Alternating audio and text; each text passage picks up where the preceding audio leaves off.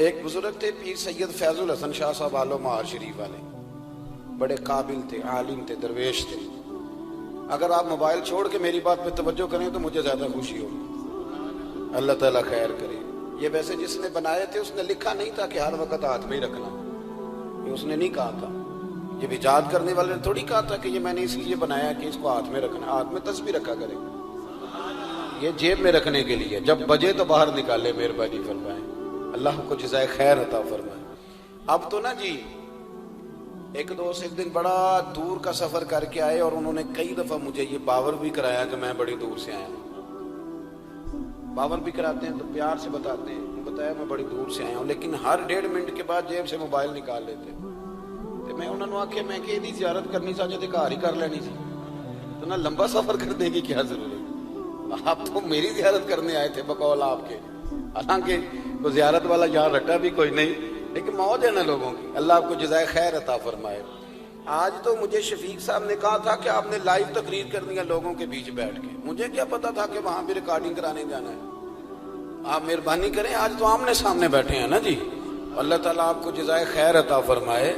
چلو تھوڑا سا سامنے بیٹھ کے بھی بات، کسی نے کہا تھا کہ اثر کرے نہ کرے سن تو لے میری فریاد، نہیں ہے داد کا طالب یہ بندہ آزاد۔ آپ میری بات پہ توجہ کریں گے، سید فیض الحسن شاہ صاحب عالم مہاروی رحمۃ اللہ علیہ، ان سے ایک بندے نے پوچھا کہ حضرت عائشہ صدیقہ افضل ہے کہ سیدہ فاطمہ زہرا؟ آپ فرمانے لگے تجھے کیا مصیبت بنی ہے اس بحث میں پڑھنے کی، جو لوگ بڑے ہوتے ہیں وہ بڑے ہی ہوتے ہیں، جو بڑے ہوتے ہیں وہ۔ کہنے لگا جی آپ عالم کس بات کے ہیں، سوال کا جواب ہی نہیں دے رہے۔ فرمانے لگے چلو دے دیتے ہیں۔ حضرت پیر صاحب فرمانے لگے کہ عائشہ بیوی ہیں نبی پاک کی اور فاطمہ بیوی ہیں علی پاک کی۔ فرمانے لگے یہ جو علی کی بیوی ہیں یہ نبی کی بیوی سے افضل نہیں ہو سکتی۔ اور پھر فرمانے لگے کہ فاطمہ بیٹی ہیں نبی پاک کی اور عائشہ بیٹی ہیں ابو بکر صدیق کی۔ تو فرمانے لگے ابو بکر کی بیٹی کبھی بھی نبی پاک کی بیٹی سے افضل نہیں ہو سکتی۔ وہ بندہ کہتا پیر صاحب نتیجہ کی یہ، فرمان لگے گھر جا کے کڈی میں گل دس چڑی ہے نتیجہ۔ بھئی بڑے لوگ بڑے ہوتے ہیں، بڑے لوگ بڑے ہوتے ہیں، تو آپ بڑوں کے کو تولنے کیوں لگ گئے؟ آپ رشک دیکھیں کتنا ہے، وہ آپس میں رشک کر رہے ہیں، تم کہتے ہیں لڑائیاں کرتے تھے، وہ تو رشک کر رہے ہیں میرے بھائی، رشک دیکھیں نا۔ میرا دل کر رہا ہے آپ کو ایک خاص بات بھی عرض کروں۔ حضرت القول البدیع میں نا امام سخاوی نے لکھا ہے، ان کا ذرا آپس میں رشک دیکھیں کتنا ہے، حسد نہیں رشک۔ یہاں تو پیروں کی کرامتوں پر بھی پوری جناب وہ لڑائی چلتی ہے، پوری لڑائی کہ میرے پیر صاحب کی زیادہ ہے، وہ کہتا میرے پیر صاحب کی زیادہ ہے۔ وہ خدا کا خوف کریں، پیر کی کرامت نہیں ہوتی، پیر کی استقامت ہوتی ہے، سنت شریعت پر پابندی ہوتی ہے، وہ جتنی زیادہ پابندی کرے اتنا زیادہ باعث سے کرامت ہے۔ حضرت سیدنا مولا علی شیر خدا فرماتے ہیں، امام سخاوی نے القول البدیع میں لکھا ہے، فرماتے ہیں کہ حضرت عمر کا زمانہ مبارکہ تھا، میرا بڑا ہی دل کر رہا تھا سرکار کی زیارت کرنا۔ حضور کے وصال کو کافی سال بیت گئے، دل بڑا پریشان تھا، میں درود شریف پڑھتا پڑھتا سو گیا۔ میں نے خواب دیکھی کہ اللہ کے محبوب فجر کی جماعت کرا رہے ہیں، چر ہویا مینوں ترلے لیندیاں کدی موڑ میرے ول واگاں، جے خواب میری وچ ایک وار جے آویں میں ساری عمر نہ جاگاں۔ کہتے ہیں حضور نماز پڑھا رہے تھے فجر کی، 2 سورتیں سرکار نے پڑھی پر بڑا ہی مزہ آیا، بڑا ہی مزہ۔ کہتے ہیں نماز مکمل کر کے نا تو سرکار نے صحابہ کی طرف رخ نور کیا تو ایک صحابی کھجوروں کا ٹوکرا لے کے آئے، یا رسول اللہ تازی کھجوریں پکیاں قبول کریں۔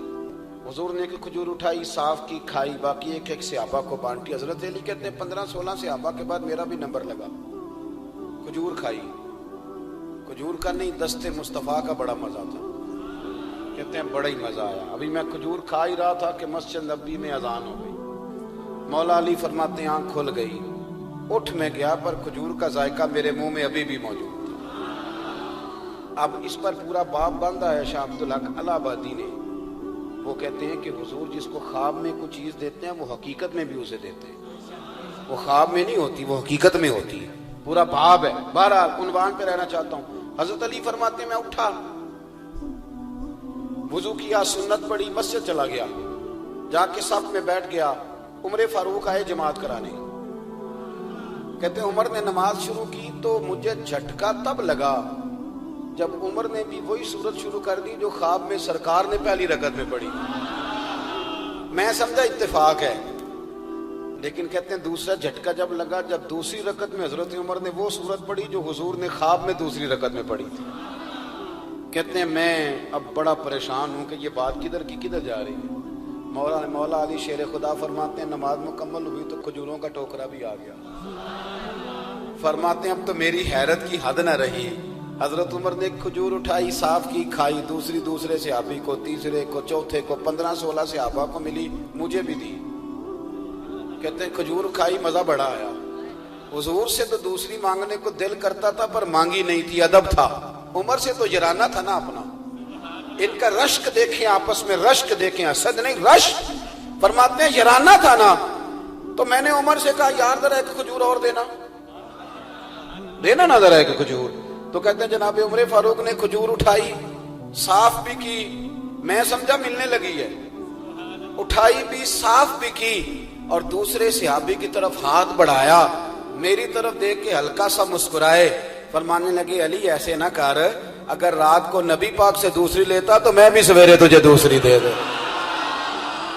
हुजूर से दूसरी ली नहीं, नबी पाक से दूसरी मांगी नहीं, तो मैं कैसे दे दूं। ख्वाब मेरी विच आया सी माही तो मैं ओदे गल विच पा लईयां बावां, डर दी मारी अख भी ना खोला, डर दी मारी, मैं डर दी मारी अख क्योंकि आई ये रात विशाल दिवाली, रब्बा ये रात मुक्कण ना देवी, ये रात मुक्कण ना देवी, डर दी मारी मैं अख भी ना खोला किते फिर विछड़ ना जावा। मेरे रसूल पाक के गुलाम रश्क करते थे, रश्क। हजरत अली कहते हैं मैं रोया तो उमर भी रो पड़े। कहने लगे अली जो रात तुझे नवाज के गए वो मेरे ऊपर भी करम फरमा के गए। रश्क करें जिंदगी, खुदारा छोड़ दें असद करना, छोड़ दें एक दूसरे से जलना। अब तो आप यकीन करें दीनदार लोगों का, अहले हक लोगों का जवाब दर जवाब, जवाब अल जवाब, इस तरह हमने उलझाया है चीजों को कि नया आने वाला आदमी कहते हैं कि दीन की असल बात असल में बता कौन रहा, तो मेला लग गया है। कोई कहानी सुना रहा है, कोई बात कर रहा है, उसको गलत कह रहा है। कोई बंदा ऐसा है ही नहीं जो बिल्कुल ठीक हो। हमारे हसद ने इतनी तबाही कर दी, किसी के हक में खैर वाली बात हो।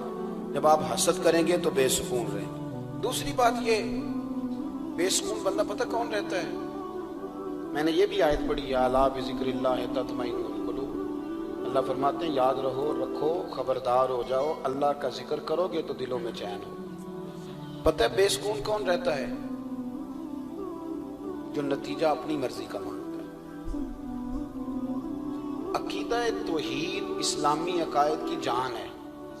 जब आपने कहा ला इलाहा इल्लल्लाह मुहम्मदुर रसूलुल्लाह सल्लल्लाहु अलैहि वसल्लम, इसका माना यह है कि अब मैं अपने आप को ना अपने अल्लाह के हवाले करता हूं।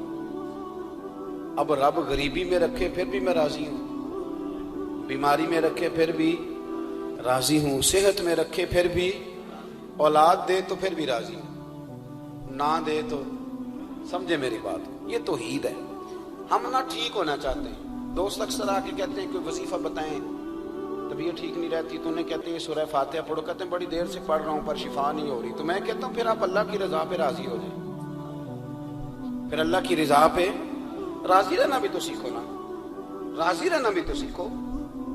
बहुत सारी बेसुकूनी इस बात की है कि हम ना हम चाहते हैं मेरी मर्जी का सुकून हो, मेरी मर्जी का घर हो, मेरी मर्जी के बच्चे हो। भाई ऐसा ना करें। आप अपने हक में अपने रब के फैसलों को कबूल करें, आप कबूल करें अपने मालिक के फैसलों। वीडियो पसंद आए तो लाइक करें, शेयर करें और सब्सक्राइब करें।